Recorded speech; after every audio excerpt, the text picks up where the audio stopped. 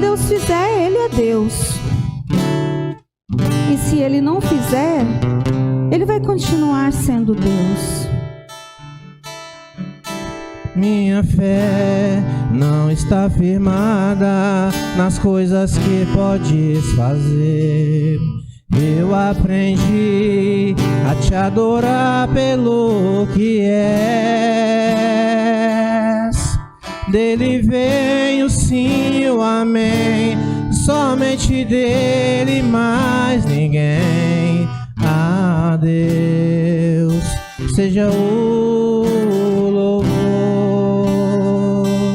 Se Deus fizer, Ele é Deus. Se não fizer, Ele é Deus. Se a porta abrir, Ele é Deus. Mas se fechar, continua sendo Deus. Se a doença vier, Ele é Deus. Se curado eu for, Ele é Deus. Se tudo der certo, Ele é Deus. Mas se não der, continua sendo Deus. Minha fé não está firmada nas coisas que podes fazer. Eu aprendi a te adorar pelo que és. Dele vem o sim e o amém, somente dele, mais ninguém. A Deus seja o louvor. Se Deus fizer, Ele é Deus. Se não fizer, Ele é Deus. Se a porta abrir, Ele é Deus. Mas se fechar, continua sendo Deus. Se a doença vier, Ele é Deus. Se curado eu for, Ele é Deus. Se tudo der certo, Ele é Deus. Mas se não der, continua sendo Deus. Não adoro pelo que Ele faz, eu adoro pelo que Ele é. Haja o que houver, sempre será Deus. Não adoro pelo que Ele faz, eu adoro pelo que Ele é. Haja o que houver, sempre será Deus.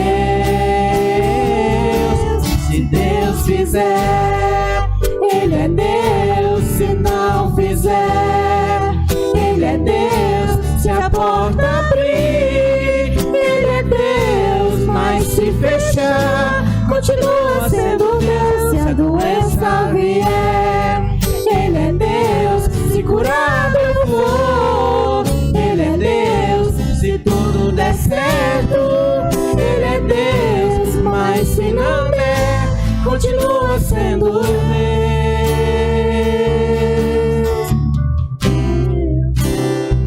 Deus é Deus. Deus é Deus. Louvado seja o teu nome, Senhor. Deus é Deus. Deus é Deus. Deus é Deus. Amém. Mais uma vez, irmãos, graça e paz da parte de Jesus, amém? Nós ficamos muito alegres em ver cada um conosco aqui nessa noite, participando da comunhão, da celebração do Senhor.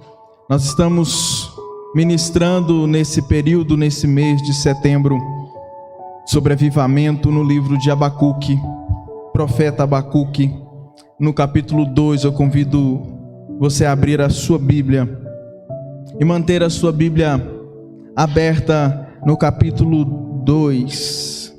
Avivamento, um clamor do povo de Deus. Avivamento, incendeia, Senhor, né? O nada mais propício do que pedir avivamento num período tão quente, né? Esquenta, Senhor, os nossos corações também, para que possamos estarmos fortes, estarmos sensíveis à palavra do Senhor, ao chamado do Senhor, àquilo que Ele tem colocado em cada coração. Nós falamos lá no primeiro domingo da série que avivamento não é explosão, mas avivamento é uma confiança no Senhor, é entregar a vida ao Senhor, é estar nele. Avivamento é estar ativo, é ter a vida dinâmica, ser ativo, estar vivo. E vivo a gente só pode estar em Deus. Só em Deus podemos estar vivos. Hoje nós vamos pensar sobre a resposta de Deus para a angústia. Nós temos passado por muitas angústias, por um período de muitas incertezas. Deus vem com resposta para a nossa angústia, irmão. Então Deus vai dar a resposta agora ao profeta Abacuque, para a sua angústia, para a sua crise existencial.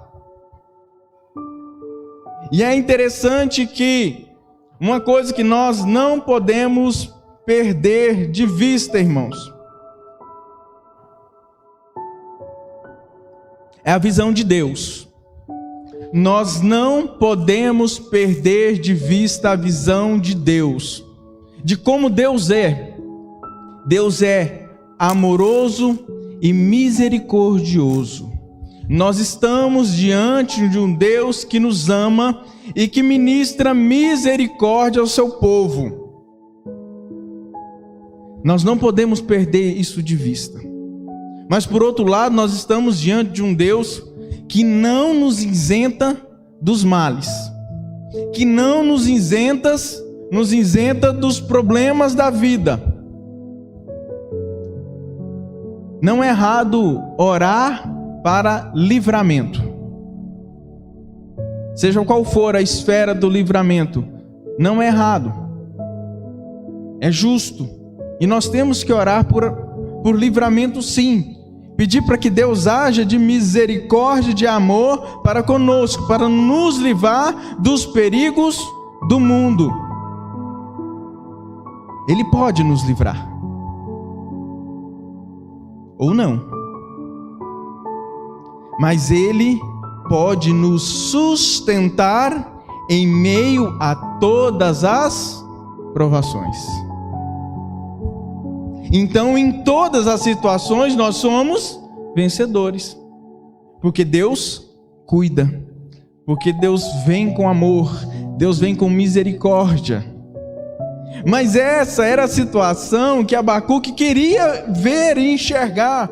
Porque a cada dia ele estava entrando numa crise pior. Irmãos, lembram que ele começa a visualizar que o povo estava distante da presença de Deus. Depois ele começa a perceber que os babilônicos estão tramando contra o povo. E Deus dá a resposta dizendo: olha, a minha sentença é essa mesma, Abacuque, que você está vendo. Eu estou te dando a visão de que os babilônicos, os caldeus, vai vir e ministrar justiça contra os rebeldes, contra aqueles que estão desobedientes, que estão longe da minha presença. Aí ele pirou mesmo. Eu estou orando, intercedendo para o Senhor me livrar disso, livrar o povo, para que o povo possa voltar a te adorar. E o Senhor me mostra e me fala que o povo vai morrer. Imagina Abacuque recebendo essa palavra. Desespero total. Total. Porque ele estava esperando uma resposta boa e agradável. Do tipo: Abacuque, fique tranquilo, que na hora certa todo o povo vai vir e me adorar e vai aceitar os meus mandamentos. Vocês vão ser prósperos, ninguém vai sofrer nenhum dano. Mas não foi essa a resposta de Deus para Abacuque. Então Abacuque começa a interrogar novamente o Senhor. Nós vimos isso no capítulo 1, a partir do verso 12, que Deus responde, e Abacuque dá a tréplica, né? ele volta a questionar o Senhor, mas ele fala: o Senhor é santo, é maravilhoso, é eterno. Nós vimos que ele foi para um lugar especial, ele foi para a torre, para o lugar de fortaleza, aí no verso 1 do capítulo 2, para compreender a resposta e aguardar a resposta de Deus. Ele foi para o lugar, e nós terminamos aquela mensagem falando para nós termos um lugar, para nós termos a nossa torre, para nós termos um lugar de fortaleza, aonde nós encontramos a resposta de Deus. Porque a oração é via dupla, mão dupla. Nós falamos para o Senhor, mas nós temos que aguardar a resposta dele. Nós temos que estar num lugar seguro. E agora nós entramos na mensagem de hoje. No verso de número 4, que eu gostaria de ler mais uma vez com os irmãos. Eis o soberbo, a sua alma não é reta. Seus desejos não são bons, mas o justo viverá pela sua fidelidade. Eu quero orar mais uma vez nessa hora. Deus eterno, Pai querido, em nome de Jesus, venha sobre nós nessa noite. O Senhor já falou através das canções. De forma maravilhosa e tremenda, o Senhor usou esse conjunto, esse ministério para falar aos nossos corações. E continue, ó Deus, a falar através do Teu Espírito e através do Teu servo nessa hora, para que possamos compreender a grandeza da Tua palavra em nossas vidas e assim praticá-la pela fé, em nome de Jesus. Amém? Deixe sua Bíblia aberta. O ímpio está envaidecido, os seus desejos são maus, mas o justo vive pela fé. O apóstolo Paulo vai citar lá em Romanos, o justo viverá pela fé. O autor de Hebreus vai citar que o justo viverá pela fé.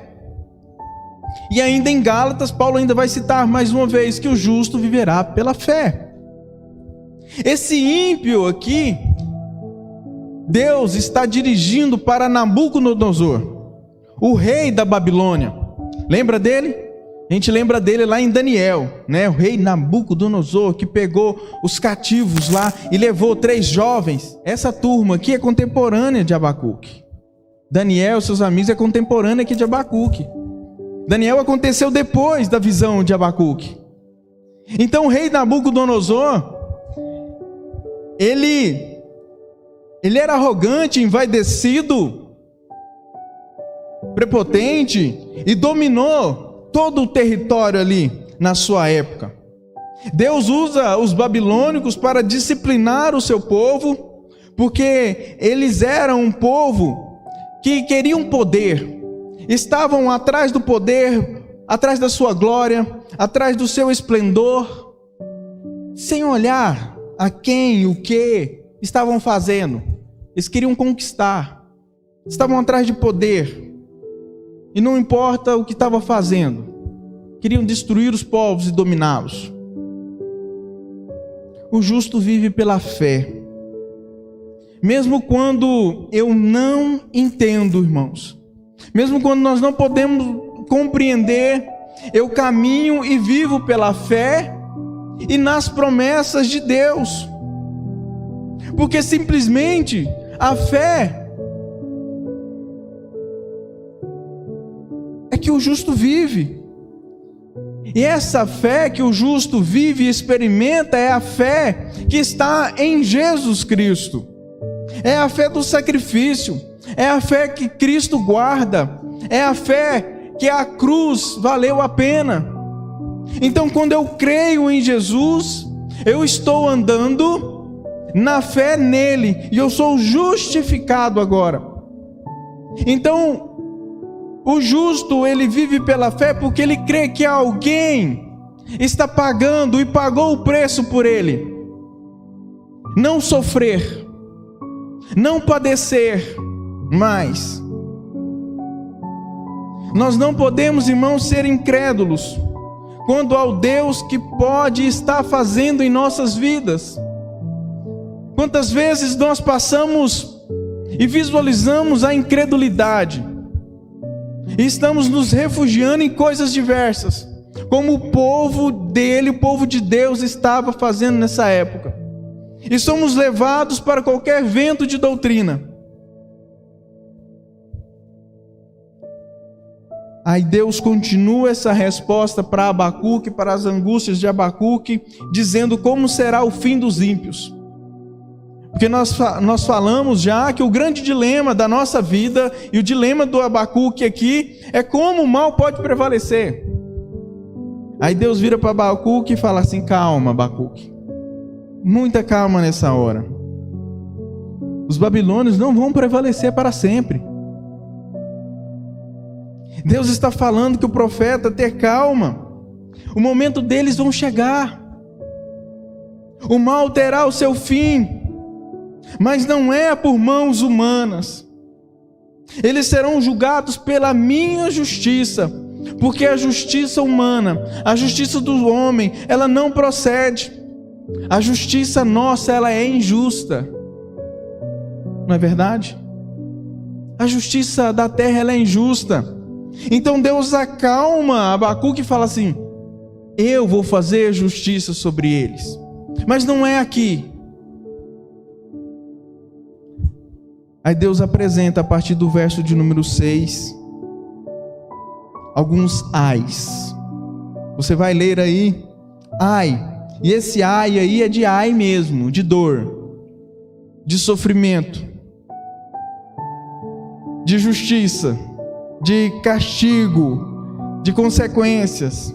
Deus está falando ao profeta que aos que praticarem tais coisas, eles serão punidos no dia do juízo, no dia do Senhor, não no presente, não no tempo atual. Porque no tempo atual eles podem até se dar bem, podem até ganhar lucros, dar bem na vida, ser bem-sucedidos, mas no final deles não será bom. O profeta questionou a Deus, e o povo mau vem para nos disciplinar, fazer o propósito de Deus. Os ai, não é ai de mineiro, mas é os ais. Ficam bem claro que os babilônios serão punidos por causa do seu próprio pecado. Acompanhe aí, verso 6. Todos estes povos um dia rirão dele. Dele quem? Nabucodonosor. Canções de zombaria dirão: ai, ai daquele que amontoam bens roubados e se enriquece mediante extorsões. Até quando isso continuará assim? O primeiro ai é para os que buscam a riqueza de forma ilícita. Toda a riqueza de forma ilícita, Deus está falando que será punido, que será castigado. Tudo que não vem do fruto do trabalho, Deus irá castigar. O segundo ai, verso 9: ai daqueles que obtêm lucros injustos para a sua casa, para pôr o seu ninho no mais alto e escapar das garras do mal. Você tramou a ruína de muitos povos, envergonhando a sua própria casa e pecando contra a sua própria vida, pois as pedras clamarão da parede e as vigas responderão do madeiro contra você. Meus irmãos, o segundo ai é contra a cobiça e o engano. Aqueles que têm lucros abusivos, que extorquem as pessoas, que cobiçam, que enganam, sofrerão punição no dia do juízo. Deus está falando para Abacuque: o enganador não vai rir para sempre. Irmãos, eu não sou bom para fazer negócio. Ainda bem que um dia Deus vai vingar todos aqueles que me passaram a perna. Mas a primeira pessoa que me passou a perna eu lembro até hoje. Amiguinho meu, vizinho lá de casa. Ele troquei 2 carrinhos meus, preciosos, mas como eu gostava daqueles carrinhos, os danados dos meninos maiorzinhos do que eu passou a perna em mim. E eu cheguei lá em casa e tal, e minha mãe perguntou: cadê seus carrinhos? Mas eu troquei com os meninos. Mas trocou por causa de quê? Eu nem sei, irmão. Mas na hora, meu pai bateu lá: você não vai passar a perna no meu filho não, eu quero os carrinhos dele. E não sei se ficou, né? Mas assim, homem ruim para fazer negócio sou eu. Então assim, antes de fazer negócio eu penso muito e vou e busco os universitários, né? Para não ser passado a perna, para não ser enganado. Até hoje tem um carro que eu comprei que eu estou aqui ainda pensando nisso. Mas deixa para lá, né? Deixa para lá. Deus está falando que é no dia do juízo. Não sou eu, mas é o Senhor. Ai daqueles que enganaram o outro. Tem mais outro ai. Verso 12. Ai daqueles que edificam uma cidade com sangue e estabelece crime. Acaso não vem o Senhor dos exércitos, que o trabalho dos povos seja só para satisfazer o fogo, para as nações que afadigam em vão? Crescem por causa da violência, da crueldade. A Babilônia foi construída, irmãos, por causa da riqueza, da ganância, dos homicídios, das destruições de outras nações. Lá no verso 10, Deus vai falar: destruindo tu a muitos povos, pecaste contra a tua alma. Esse ai aqui é contra aqueles que matam. É aqueles que buscam edificar, que buscam construir a todo vapor. Não importa o que for acontecer, eu passo por cima mesmo. Aquele que não importa, que se preciso for, mata. Jesus Cristo, falando aos seus discípulos, ele declara uma frase que diz assim: pois que proveito tem um homem ganhar o mundo inteiro e vir a perder a vida eterna? Que proveito tem o homem ser dono de muitas coisas aqui na terra, mas não ter a eternidade? Ele não ganhou o principal, ele não ganhou a vida, ele matou. Nós vemos, irmãos, que Davi não construiu o templo do Senhor porque tinha sangue nas mãos dele. Deus falou: Davi, você não vai construir o templo porque há sangue nas suas mãos. Justiça de Deus.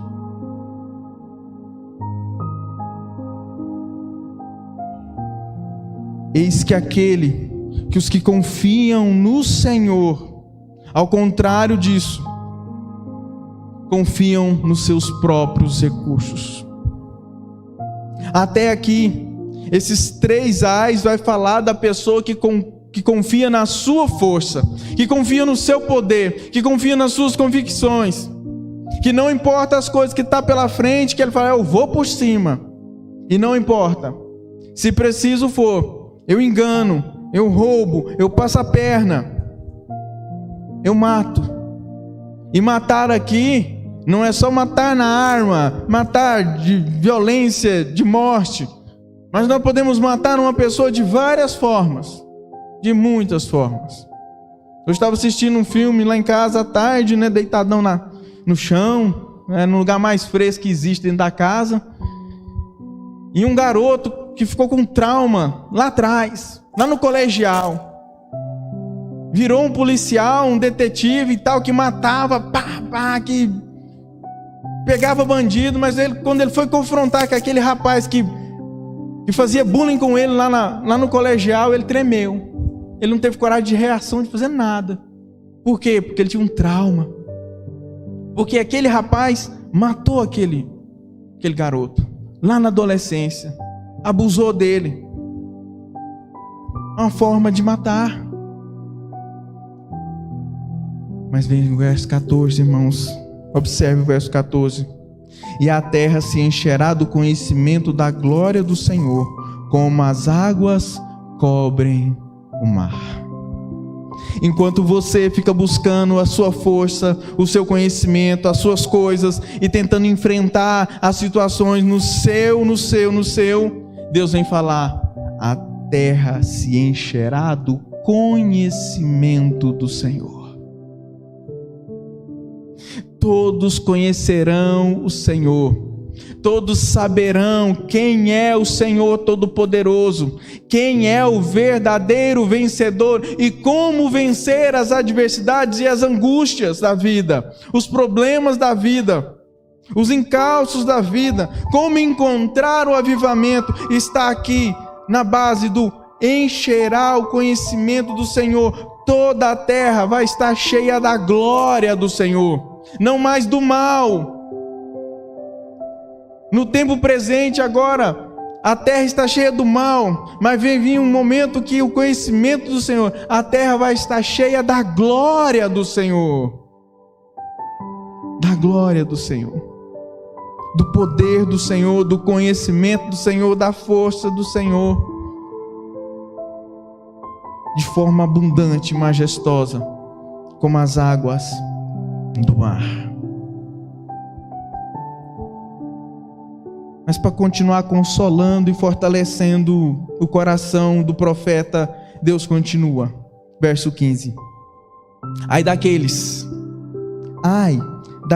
que dá a bebida ao seu próximo, misturando-a com o seu furor, até que ele fique bêbado, para lhe contemplar a nudez.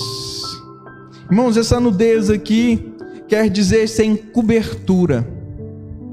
Uma pessoa, quando ela está nua, ela não tem cobertura, ela está sem proteção alguma. Então Deus está comparando uma pessoa, quando ela fica bêbada, ela fica nua, ela fica desprovida de nenhuma proteção, e ela pode ser totalmente envergonhada, à mercê dos outros. O outro pode expor a figura dele, ele está propenso à vergonha. Verso 16: beba bastante vergonha, em vez de glória de Deus e o seu conhecimento. Beba você também e se exponha. A taça da mão direita do Senhor lhe é dada. Muita vergonha cobrirá a sua glória.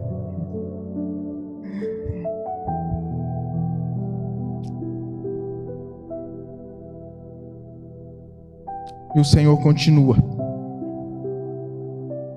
de que vale uma imagem feita por um escultor? Ou um ídolo de metal que ensina mentiras? Pois aquele que faz confiar a sua própria criatura, sua própria criação, fazendo ídolos incapazes de falar. Ai daqueles que diz a madeira: desperta, ou a pedra sem vida: acorde. Poderá isso dar orientação? Está coberta de ouro e prata, mas não respira. O último ai relata sobre a idolatria dos babilônicos. Deus os declara culpado por causa da sua inclinação aos deuses. Eles confiaram nas imagens de pedra e madeira, que não há fôlego, que não respiram, que não falam. Como no Salmo 115, tem boca, mas não fala, tem ouvidos, mas não ouvem, tem olhos, mas não veem, seus objetos não podem dar conselhos nem orientações. O que adianta ter um ídolo de pau, de madeira, de pedra, e ainda que fosse vestido de ouro, do que vale ele não falar, ele não tem vida. Meus irmãos, é muito claro todos os ais. É muito claro que todos os ais são pecados. O pecado significa separação de Deus. Quando Adão escondeu, a reação dele foi esconder de Deus. Então, enriquecer de forma ilícita é pecado. Ponto. Não tem o que falar. Os que exploram o outro, seja no trabalho, seja no negócio, é pecado. Ponto. Os que são violentos, seja violência doméstica, seja na rua, em qualquer outro lugar, é pecado. Ponto. Os que cometem abuso ou são dominados pela bebida, é pecado. Ponto. Idolatria é pecado, ponto. Sobre o pecado, irmãos, não tem como discutir e eu não vou discorrer mais sobre os ais. Você viu que eu fui direto nos ais, né? Porque é pecado. E Deus está falando que no dia do juízo vai sofrer o seu mal. O pecado é coisa séria e nós não podemos brincar com ele. Mas tem o verso 20. Tem o verso 20. Que Deus fala. Mas. Olha só que palavrinha bonita, irmãos. Mas. O Senhor está no seu santo templo. Diante dele, fique em silêncio toda a terra. Mas o Senhor, ou talvez na sua Bíblia está porém, o Senhor porém, enquanto o homem está abusando do outro, enquanto o homem está dominando o outro, o Senhor está no templo, o Senhor está no teu santo lugar. E diante dele, calem-se todos. Aqui é diante do juízo. Então, como se fosse no tribunal. Já viu um tribunal? Nem que seja em filme. A hora que o juiz entra, todo mundo pá, fica de pé, silêncio total. É da mesma forma. Toda a terra, todos ficam em silêncio, reverenciando o Senhor. Sujeitos ao Senhor. Nada. Ninguém fale nada. Todos em um puro silêncio. Silêncio. Aquilo que eu pedi, Deus, silêncio. Mas a minha, silêncio. Silêncio. Agora não fale mais nada. Agora é hora de mudar. Agora é hora de virar a chave. Meus irmãos, essa é a resposta que Deus deu a Abacuque. A resposta que Deus deu a Abacuque: o justo viverá pela fé. Toda a terra se encherá do conhecimento do Senhor. O Senhor está no seu santo templo. E agora? Para onde Deus quer nos levar com essas respostas? Para onde Deus queria levar o profeta com essas respostas? Para o avivamento, para o lugar do Senhor. Queridos irmãos, querida igreja, você está vivendo na justiça ou vivendo pela fé? Como você está vivendo? Como vocês têm experimentado a fé? A fé baseada na justiça? Ou a fé baseada na fé naquilo que você crê e tem convicções, quando você já orou, já há tempos passados. O que você está vivendo? Como você está vivendo? Você está experimentando a fé, dizendo que Deus é suficiente para mim. O que Deus está me dando hoje é suficiente para mim. Eu não preciso fazer negócios mal feitos. Eu não preciso enganar o outro. Eu não preciso daquilo outro, porque eu vivo pela fé. Porque Deus vai me dar, eu creio. Porque se Ele não me der, Ele está me ensinando a passar por esse momento, por esse estágio na minha vida. Você tem vivido pela fé? Ou na justiça da sua oração? Do que você já viveu diante do Senhor? Viva pela fé. Viva pela fé. Eu estou sentindo falta da cruz aqui. Viva pela fé na cruz. Viva pela fé do sacrifício de Jesus, porque Ele morreu para te dar essa fé.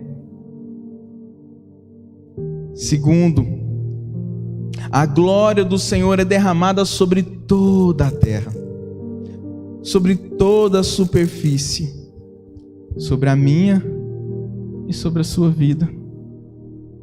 A glória do Senhor foi derramada sobre a sua vida, querido. Não vem pela força, não vem pelo eu não dou conta. Meus irmãos, quantas vezes eu falei essa palavra? Eu não dou conta, eu não consigo. Porque eu não estava entendendo que é a glória do Senhor que me faz. É a glória do Senhor que age em nossas vidas. Nós estamos buscando artifícios mundanos ou estamos buscando o conhecimento do Senhor? Como você quer vencer na vida? Como? Pelo conhecimento do Senhor, eu garanto para você que é menos sofrido. Porque nós vamos passar pela prova dando glória a Deus, como diz aquela canção. Por isso, no conhecimento do Senhor é melhor. Assim todos nós, as nossas queixas vai estar diante do Senhor. E agora, por último, você está disposto a mudar? Você está disposto a virar a chave da sua vida, a entregar o senhorio da sua vida ao Senhor, ao Deus que é majestoso? Porque Ele está falando aqui, olha, você deve ser dominado só pelo meu Espírito. Porque as pessoas estão te dominando pela bebida. Você está querendo encontrar felicidade na bebida, e na bebida você não vai encontrar isso, porque é eu que sou o Senhor da vida, é eu que sou o Senhor da alegria, é eu que sou o Senhor do prazer, da paz. Assim, todas as nossas queixas, angústias são sinceras, mas Deus, Ele é soberano e Ele está no seu trono, regendo a terra. E agora, cabe a nós aplicar essa palavra, viver essa palavra e diante do Senhor e continuar a prosseguir, a virar a chave.